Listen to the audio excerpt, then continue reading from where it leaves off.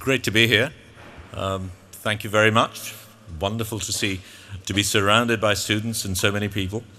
I'll start. Are we on there? Yeah, okay. There is a reason why I changed the name, as he mentioned it. I better stay near this. I'll start with asking you what you did this morning.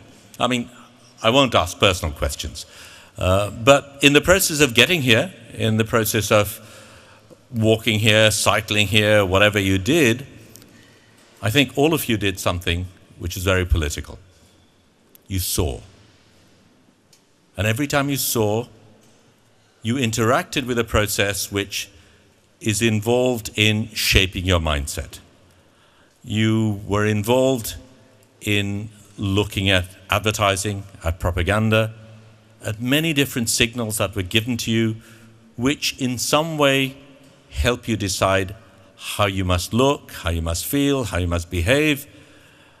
In the process of doing that, I'm sure there were adverts which were sexist, there were adverts which were racist, there were adverts which dealt with inequalities of class.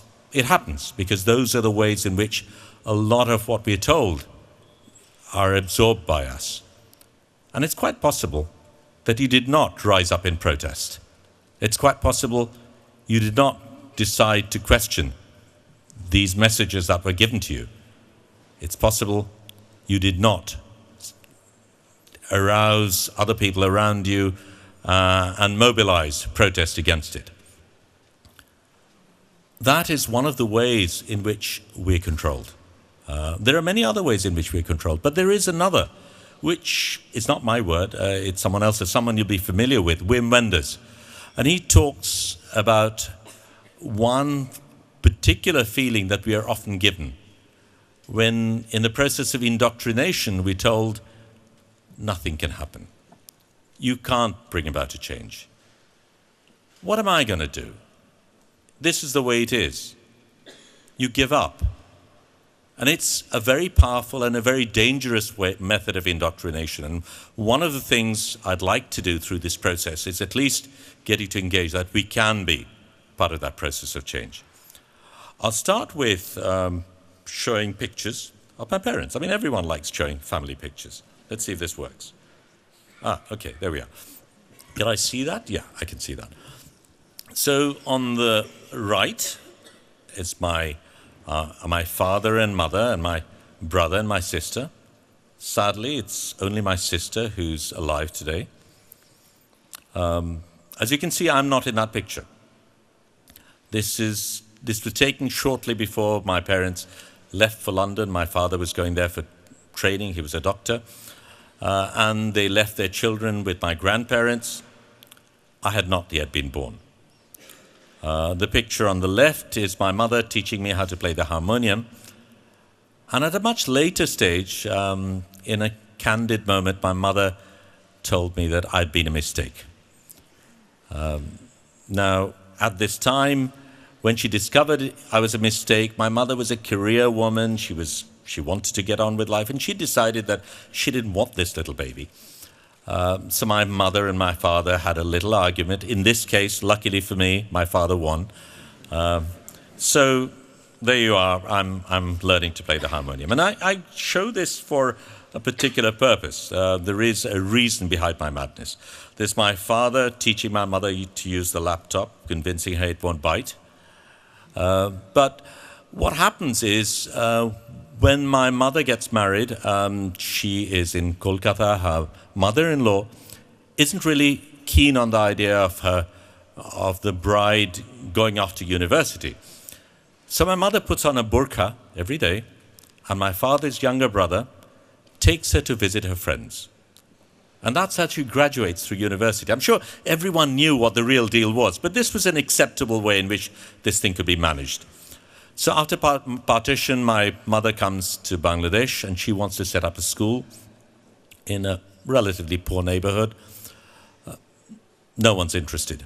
So she buys a tent, pitches it in the middle of a playground, sets up a school which today is the largest school and college for girls in the country. At that time she had 14 kids, now I think there are about 2,000. And I say this because I want to give you an idea of what this person was like, because that becomes more relevant as we go along. And this was the environment in which I grew up. And they were the people who gave me the values that I dealt with. So one of the things she taught me was that I must never waste a grain of rice.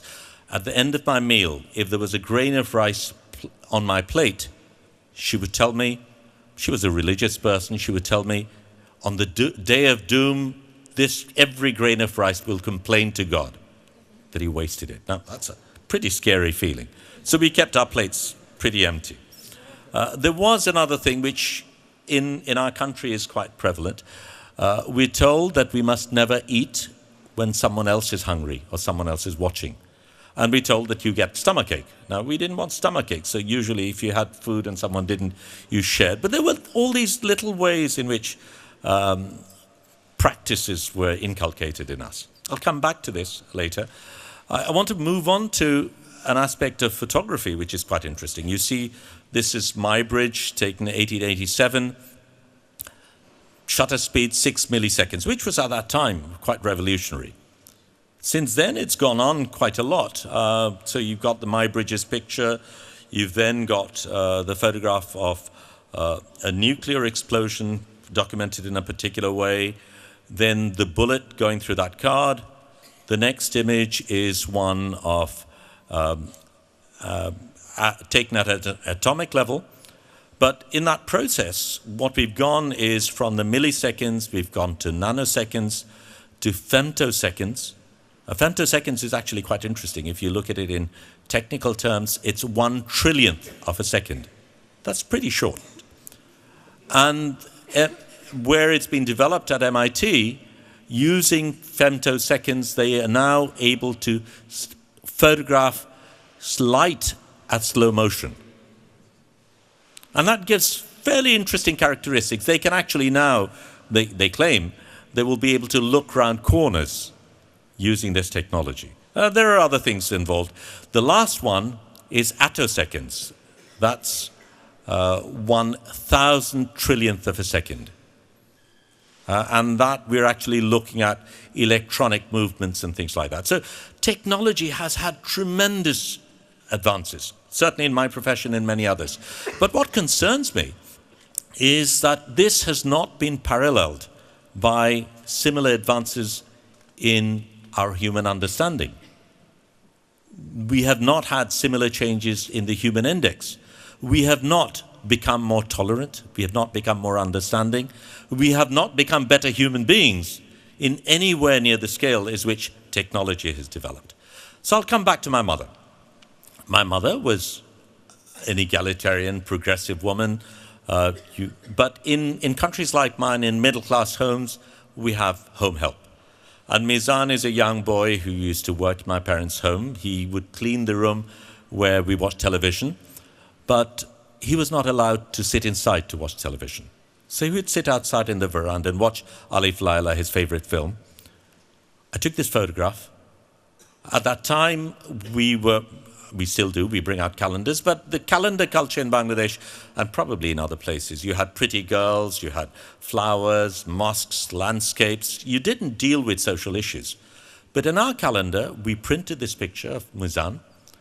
I gave a copy to my mother. I gave a copy to Mizan. The following day, Mizan sat inside that room and watched television beside us. So I'm saying this because in many situations we are not always conscious of the social environment in which we are born, in which we're surrounded, and we take things for granted without questioning it. And I think that is a process I'd like you to indulge in. The next picture is more significant, and I'll go back a little bit. Many years ago I was having an exhibition in Belfast, and I was staying with friends, and their little daughter, Karina, was moved out from her room to make space for Uncle Shahidul. I love kids. Karina would come, run into my arms every day. But on this particular day, I'm back from outside, and I'm clearing my pockets. And instead of rushing into my arms as Karina does, she's standing in the doorway, staring at me. I said, "What's the matter, Karina?" She says, "You've got money?" I said, "Yes, I've got money." She says, But you're from Bangladesh.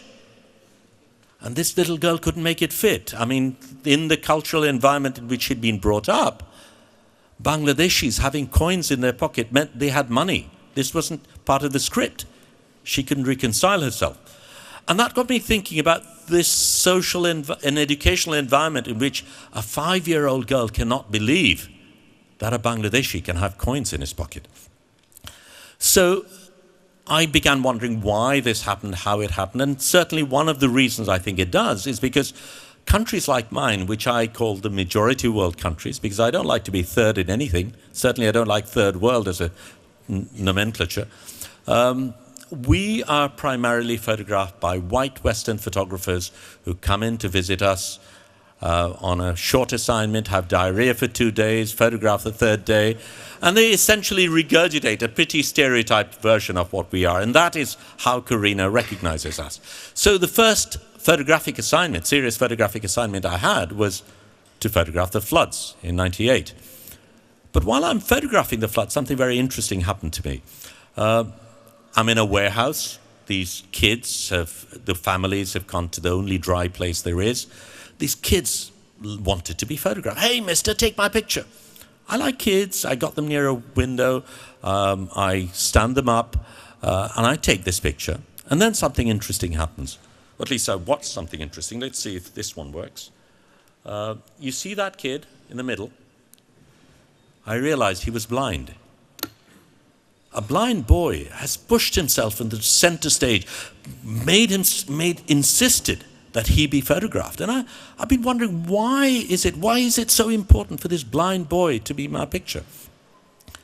And I've been thinking about it, and what happens in media, in pretty much all media, is it caters to the stakeholders. While there's all this rhetoric about freedom and fourth estate, essentially it caters to stakeholders. And stakeholders in my country are the urban elite, people who buy the newspapers, people who advertise in the newspapers, the shareholders, the owners.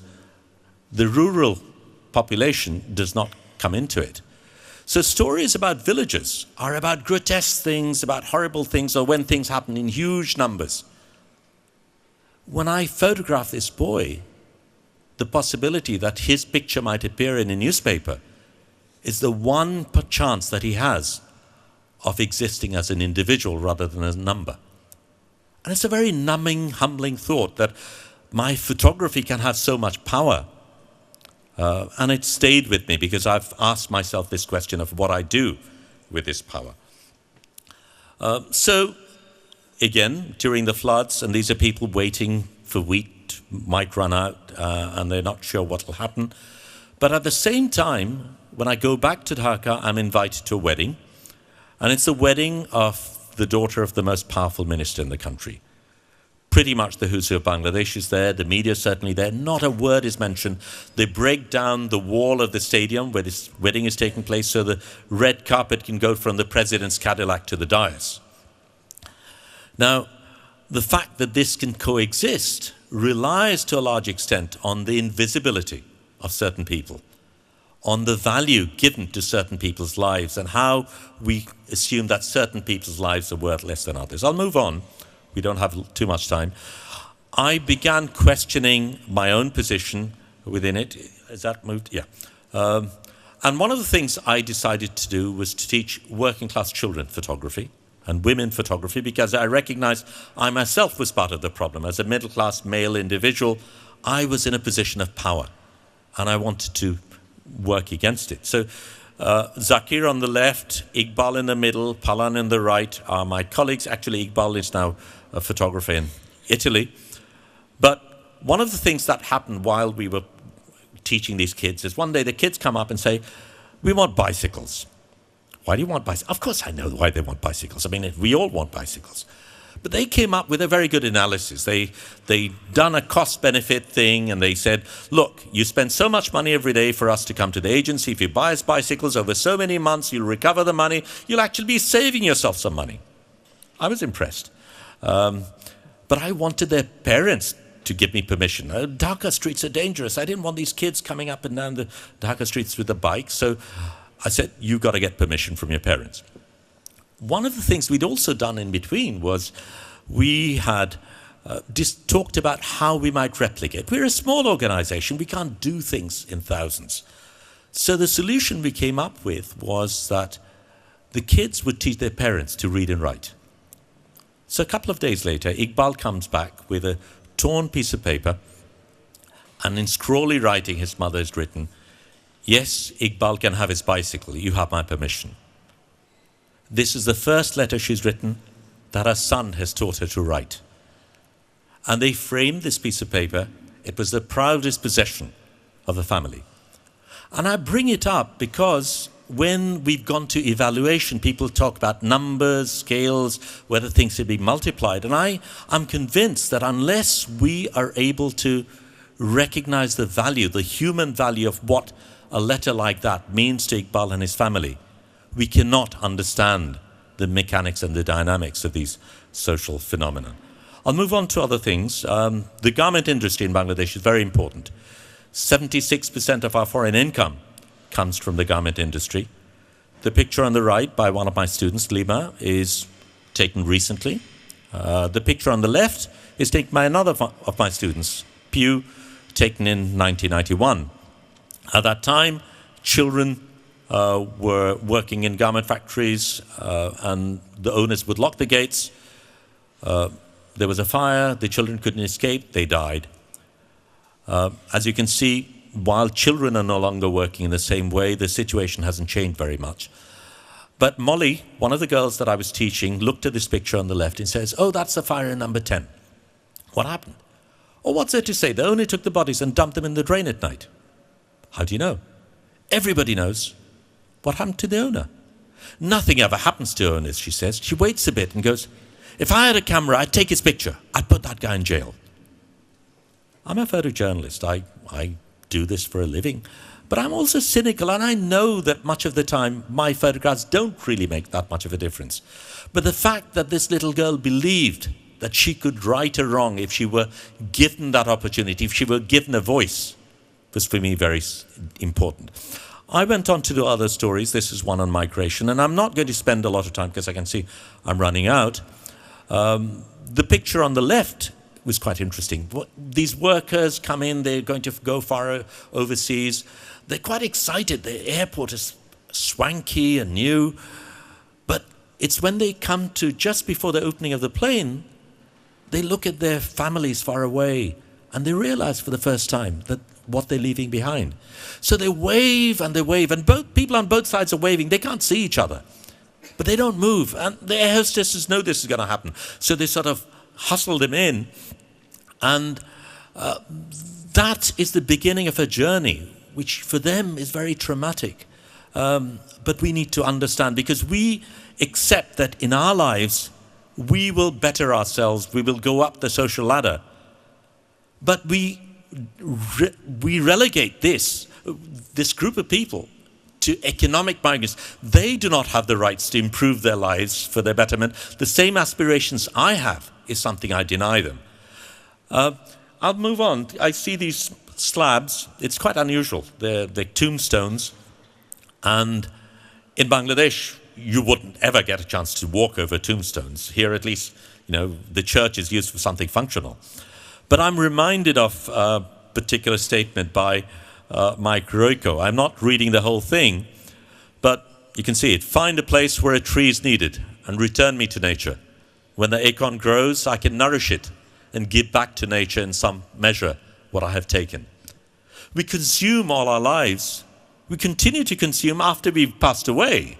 We hold on to real estate, and in so many other ways we continue to hang on to things. I was going to show a film, and I'm not going to. I'm going to skip the next film if this technology works. Let's see. Is it going to work?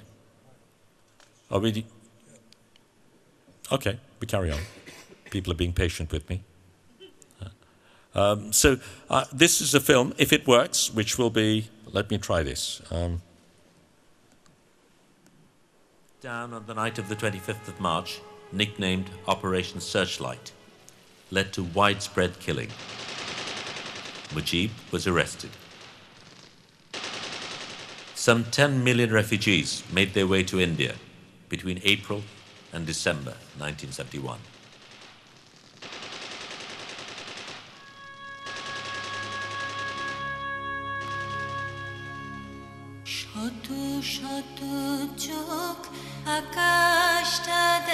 It's based on the poem by Allen Ginsberg, September Jisor.